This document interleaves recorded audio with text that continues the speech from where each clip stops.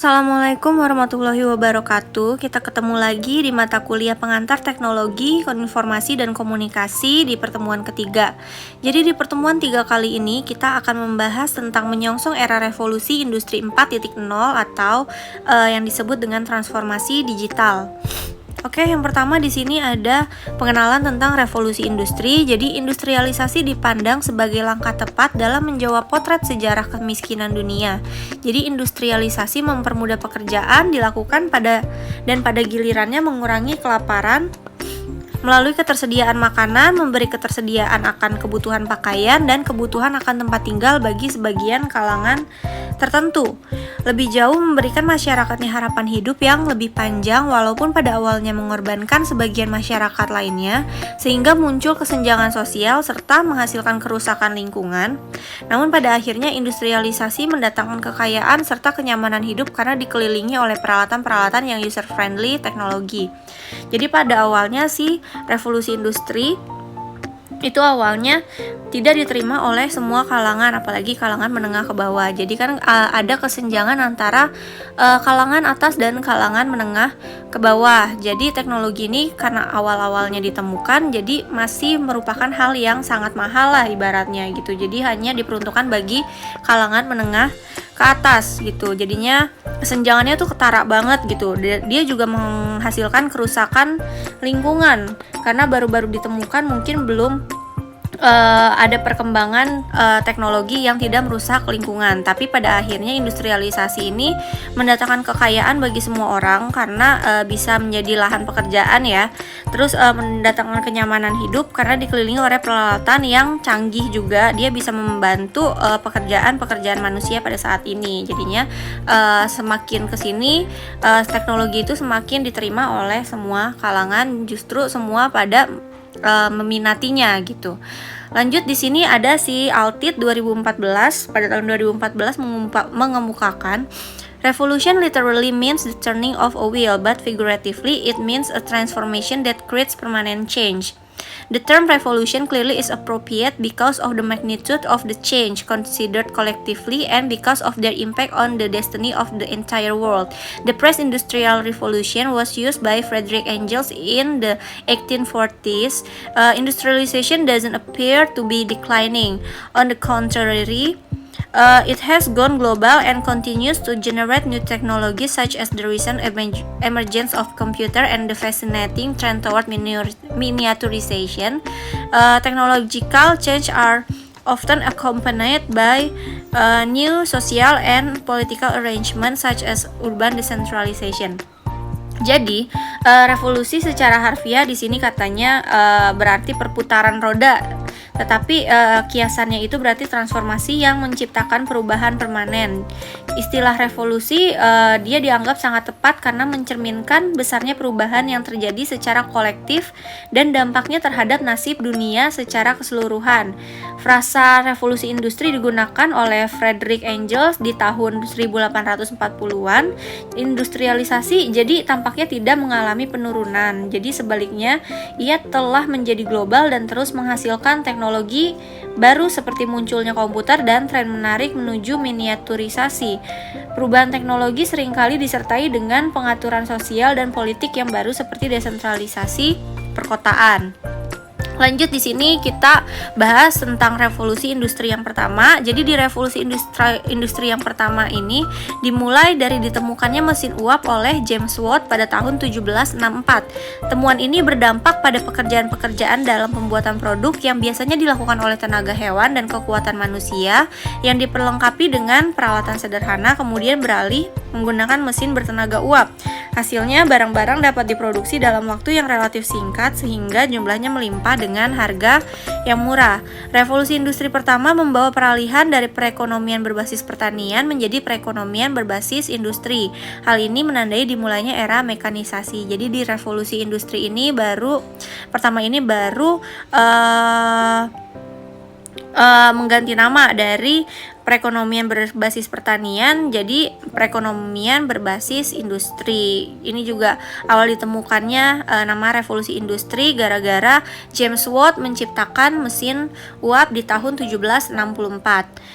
Lanjut, di sini ada revolusi industri yang kedua. Dia diawali dari hasil penelitian yang dilakukan oleh Faraday dan Maxwell sehubungan penggabungan kekuatan antara sistem magnetik dengan sistem proses elektro dan proses perakitan di berbagai industri sehingga dapat menghasilkan produk yang jumlahnya besar atau disebut dengan mass production. Jadi lahirlah era elektrik di revolusi industri yang kedua. Kalau tadi industri pertama itu melahirkan revolusi industri dari perekonomian, yang kedua ini lahir era elektrik yang menggerakkan mesin proses produksi serta ditemukannya ban berjalan yang digunakan dalam proses perakitan di berbagai industri sehingga dapat menghasilkan produk dalam jumlah besar. Lahirlah era elektrik. Jadi di industri 2 ini juga ditemukannya ban berjalan yang bisa digunain di berbagai mesin industri. Jadi semua produk yang dihasilkan itu bisa menghasilkan dalam produk jumlah besar tapi waktunya itu singkat. Lanjut, ada revolusi industri ketiga. Jadi revolusi industri ketiga dimulai dari temuan internet dan komputer yang mempengaruhi pola komunikasi dan peredaran informasi di masyarakat. Karena ditemukannya internet sehingga kita bisa berkomunikasi jarak jauh dan lain-lain. Ini juga mempengaruhi pola komunikasi antara satu dengan yang lainnya. Di revolusi industri 3 ini juga ditemukan robot yang menggantikan tenaga kerja manusia dalam proses perakitan namun masih dikontrol oleh human operators. Dengan demikian bergeser ke era otomatisasi. Nah, di revolusi industri 3 ini, kalau tadi kan 2 itu era elektrik ya. Kalau misalkan yang ketiga ini era otomatisasi. Jadi mesin-mesin di sini semuanya untuk mengolah produk itu sudah dilakukan secara otomatis tapi masih dalam kontrol manusia gitu yang disebut human operators. Lanjut, di revolusi industri yang keempat yang mulai dikenal secara luas pada awal 2010-an, terutama setelah munculnya konsep tersebut dalam pameran Hannover Messe di Jerman pada tahun 2011. Istilah ini merujuk pada integrasi teknologi digital atau Internet of Things dan otomatisasi dalam proses produksi. Tujuan utamanya menciptakan pabrik pintar yang lebih efisien, fleksibel, dan terhubung. Contohnya, mesin di pabrik yang terhubung ke internet untuk memantau kinerja secara real time melalui sensor atau penggunaan algoritma kecerdasan buatan untuk analisis data besar yang membantu dalam pengambilan keputusan. Atau kalian bisa nemuin printer yang bisa mencetak sekarang dari handphone. Itu juga era revolusi industri 4.0. Selain itu, robot dapat digunakan dalam lini produksi untuk merakit komponen mobil dengan akurat dan cepat. Sementara teknologi cetak 3D memungkinkan pembuatan suku cadang yang dipersonalisasi. Jadi semua kendaraan sekarang kalau udah punya mesin teknologi cetak 3D, dia bisa mempersonalisasi kendaraannya sendiri gitu, tapi nggak murah juga gitu. Penggunaan analitik data juga dapat mengumpulkan dan menganalisis informasi dari berbagai sumber untuk meningkatkan efisiensi, dan sistem manufaktur terintegrasi menghubungkan pemasok, produsen, dan distributor dalam satu platform. Sejak saat itu, perkembangan teknologi seperti kecerdasan buatan, big data, dan robotika semakin memperkuat penerapan industri 4.0 di berbagai sektor. Selanjutnya di sini ada big data dan artificial intelligence. Ini udah masuk AI. Big data dan kecerdasan buatan atau AI saling melengkapi dalam menciptakan solusi inovatif untuk berbagai tantangan bisnis dan sosial. Big data merujuk pada kumpulan data yang sangat besar dan kompleks yang tidak dapat diolah dengan metode tradisional, sedangkan AI adalah kemampuan mesin untuk belajar dan membuat keputusan berdasarkan data tersebut. Jadi si AI ini semakin banyak data, dia bakal memiliki kemampuan yang lebih Banyak, berdasarkan si big data tersebut.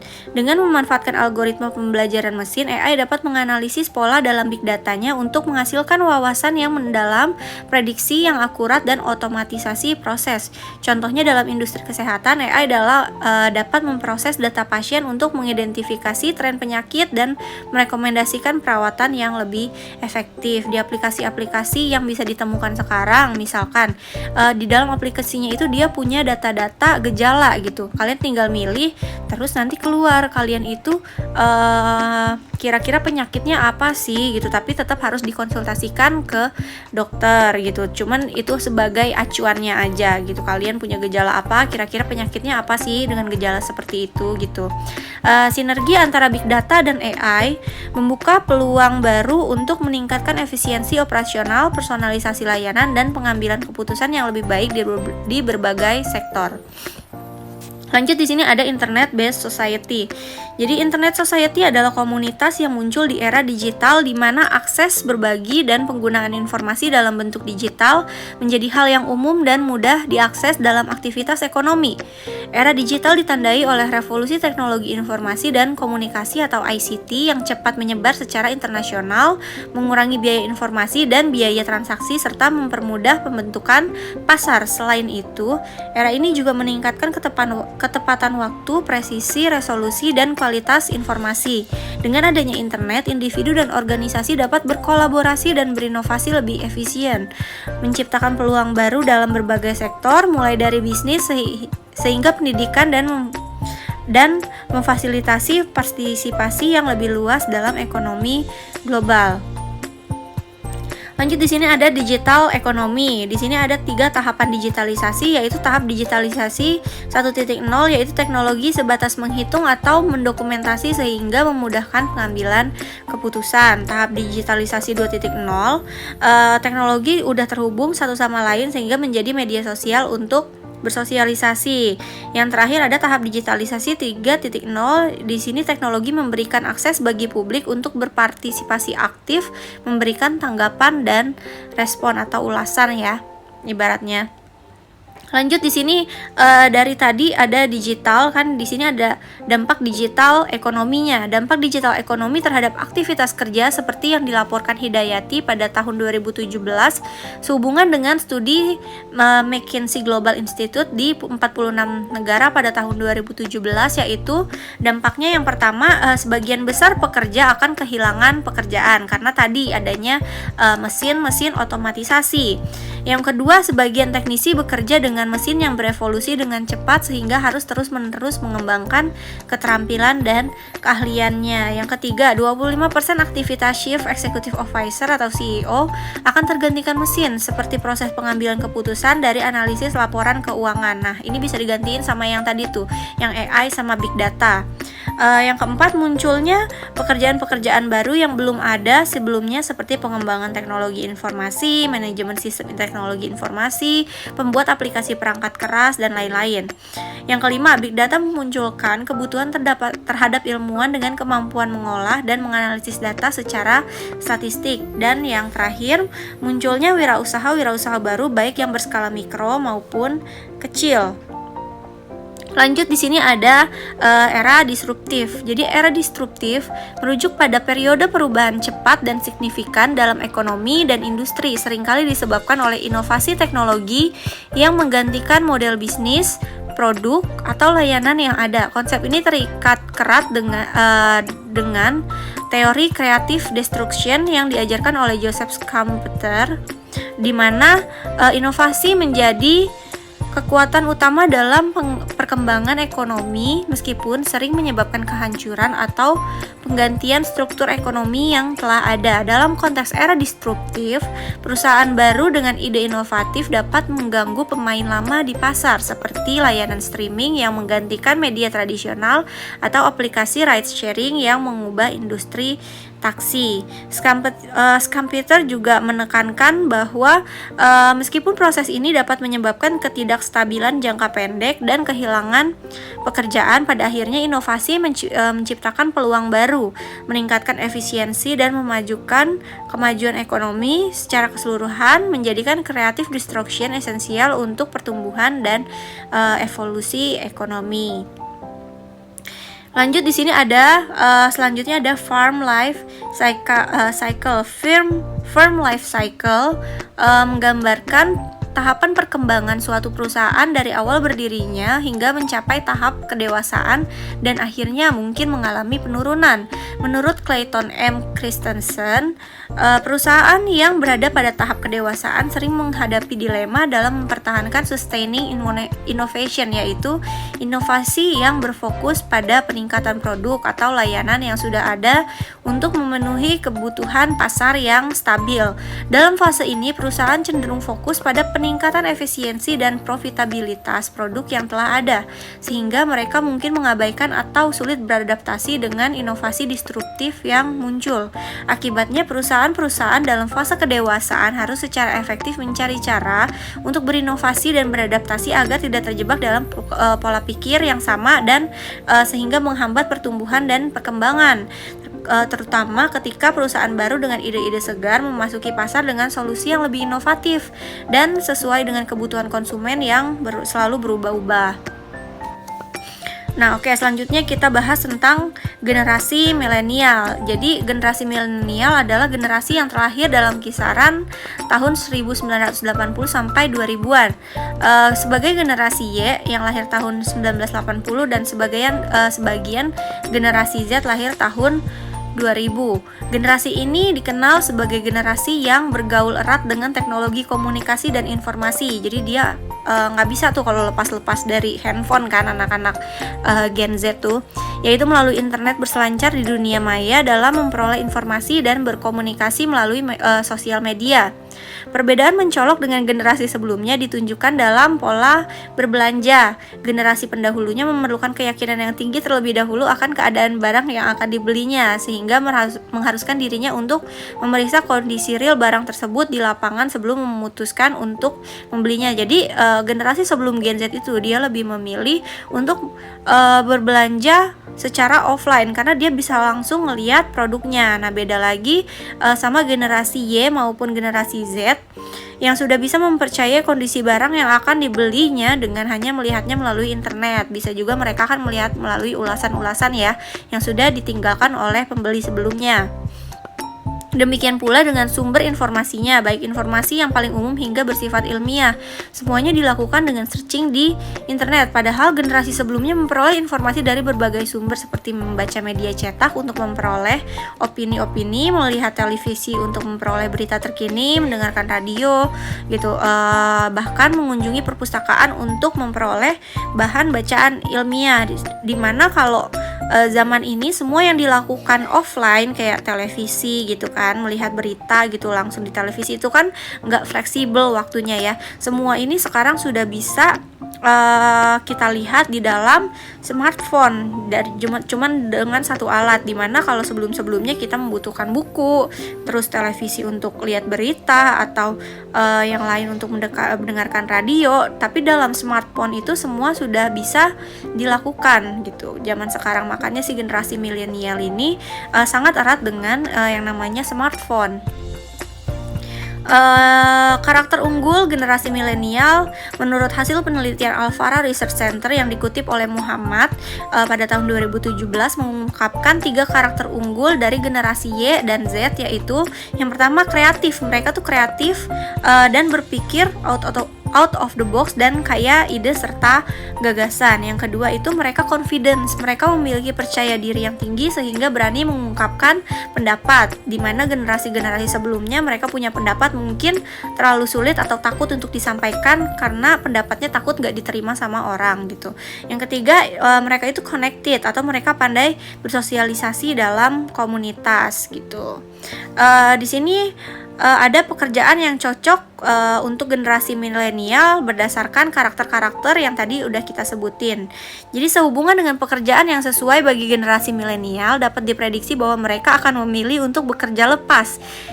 yaitu tidak terikat waktu kerja dan terikat pada aturan-aturan yang ada di perusahaan. Dia memilih untuk pekerjaan-pekerjaan yang fleksibel ya. Yang utama bagi generasi milenial adalah yang pertama memiliki banyak koneksi. Yaitu koneksi yang luas penting bagi mereka untuk membangun jaringan dan peluang karena mereka juga suka gitu bersosialisasi. Yang kedua di sini mengembangkan keahlian. Mereka itu ingin mengembangkan keahlian yang sesuai dengan kegemaran mereka sehingga dapat bekerja secara kreatif. Karena kreatif itu kan juga tadi merupakan salah satu karakteristik dari generasi Y dan Z gitu ya. Pekerjaan yang cocok untuk generasi milenial yaitu yang pertama ada freelance writer atau menulis artikel dan konten untuk berbagai klien. Nah itu kan juga memanfaatkan kreativitas gitu, dan ini juga freelance waktunya. Mereka bisa terima, bisa juga enggak gitu. Yang kedua desainer grafis, memanfaatkan kreativitas juga. Dia membuat desain untuk logo dan materi pemasaran. Ada digital marketer yang mengelola kampanye pemasaran di media sosial. Nah dia itu kan suka bersosialisasi ya, dia juga gampang jadinya, suka juga jadinya menjadi digital marketer. Yang keempat di sini ada pengembang web, yaitu membangun dan mengelola situs web. Yang selanjutnya ada konsultan bisnis, memberikan saran strategis kepada perusahaan. Lalu yang paling diminati sekarang otomatis konten kreator, membuat konten video dan media sosial. Ini memanfaatkan kreativitas dan termasuk dalam yang isi money ya pekerjaannya gitu. Yang selanjutnya ada data analis, yaitu menganalisis data untuk memberikan wawasan yang strategis. Yang terakhir ada virtual assistant, membantu tugas administratif dan manajemen jadwal. Oke, kurang lebih itu aja yang saya sampaikan pada pertemuan 3. Kurang lebihnya mohon maaf. Terima kasih, kita ketemu di pertemuan 4. Wassalamualaikum warahmatullahi wabarakatuh.